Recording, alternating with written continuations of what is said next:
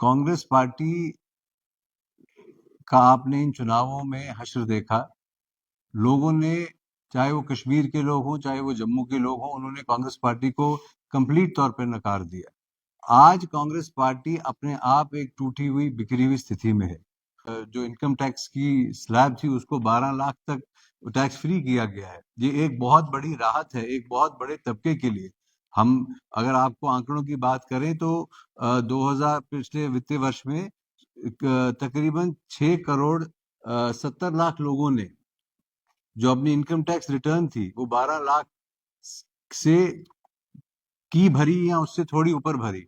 और आज ये एग्जेम्पशन मिलने से वो लोग जो हैं एक झटके में उनके पास एक डिस्पोजेबल इनकम आ गई, वो टैक्स के नेट से बाहर आ गए।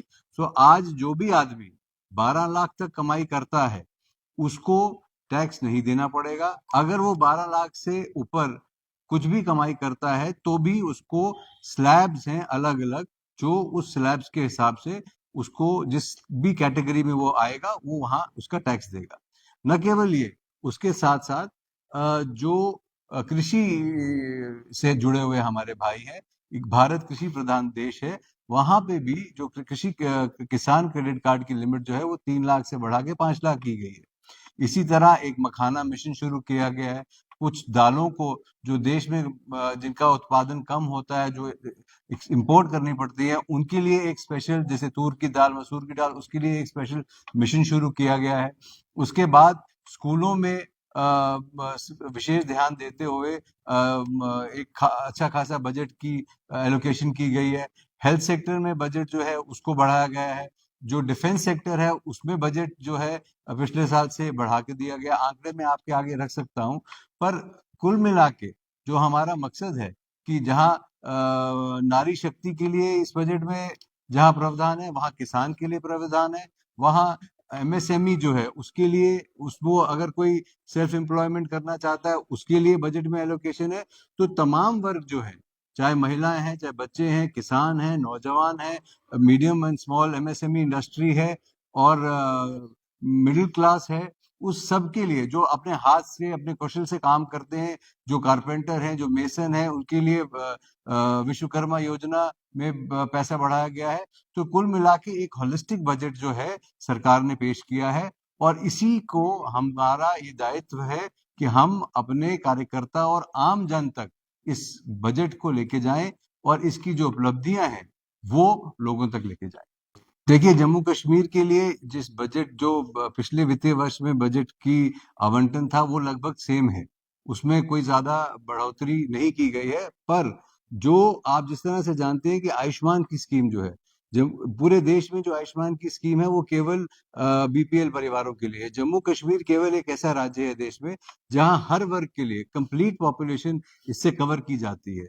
और अब मुझे लगता है 2-3 दिन में आने वाले महीने में जम्मू कश्मीर स्टेट में अब चुनी हुई जो सरकार है वो भी अपना बजट प्रोड्यूस करेगी। और केंद्र सरकार जो है वो हमेशा सपोर्टिव रही है, और जब से धारा 370 टूटी है उसके बाद से आपने देखा है कि केंद्र सरकार ने किस तरह से जम्मू कश्मीर को चलाने की कोशिश की, एक सही राह पे लाने की कोशिश की।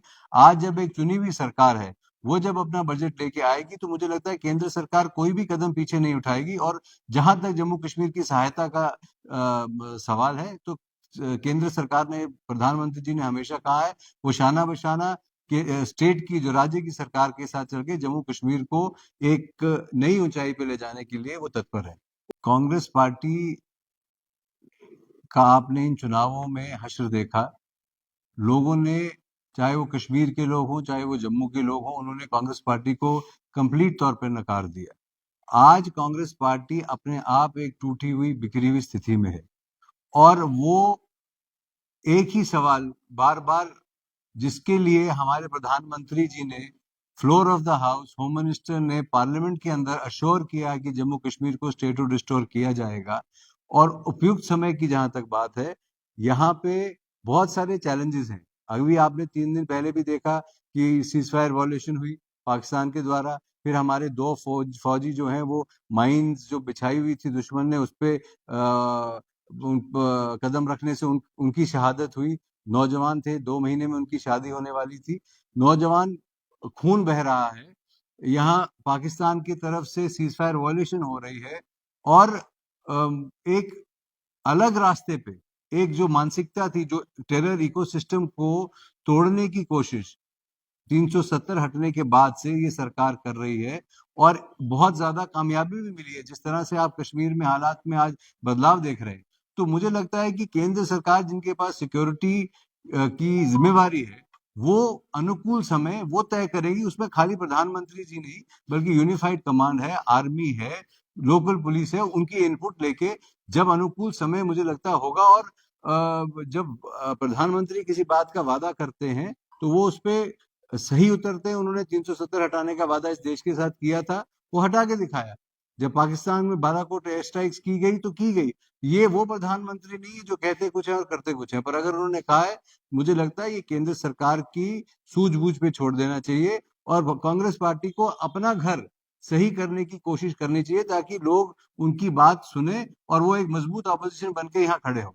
मैं आपसे एक बात बताऊं, ना तो मैं, ना युवा राजपूत सभा, ना कोई और दल इस स्थिति में है कि ये जो सिक्योरिटी सिचुएशन का रिव्यू होता है और ये सब तमाम चीजें होती हैं, ये कोई पब्लिक कंजम्पशन की चीजें नहीं होती है। हम एक बहुत बड़े मुल्क जो हमारे खिलाफ लगातार साजिश कर रहा है, उसके साथ जूझ रहे हैं। हमारे बॉर्डर एलओसी उनके साथ है। तो मुझे लगता है ये फैसला हमको उन पे छोड़ देना चाहिए, जो इसमें माहिर है, जो इसमें स्पेशलिस्ट हैं। और जब अनुकूल समय होगा तो मुझे लगता है जरूर स्टेटहुड वापस आएगा। पर आज आज नेशनल कॉन्फ्रेंस और कांग्रेस की मिलीजुली सरकार जम्मू कश्मीर में है, तो जो उनके ऊपर दायित्व, वो हर चीज में एक ही बात आपको कह देंगे, भी स्टेटहुड आप वापस ले आओ। अभी जो उन्होंने वादे किए अपने मैनिफेस्टो में, तो टाइम तो ये है कि जनता उनसे पूछे 200 यूनिट बिजली कब फ्री होगी, पानी कब फ्री होगा, बाकी सारी चीजों के जो जो पेंशन उन्होंने बढ़ाने की, गरीबों की विडो पेंशन बढ़ाने की बात की थी, वो कब बढ़ेगी। तो आज जब आप उमर अब्दुल्ला साहब से कोई मीडिया वाला सवाल करता है, तो वो बोलते हैं हमारे पास तो कुछ है नहीं, हम तो अभी अभी आए हैं।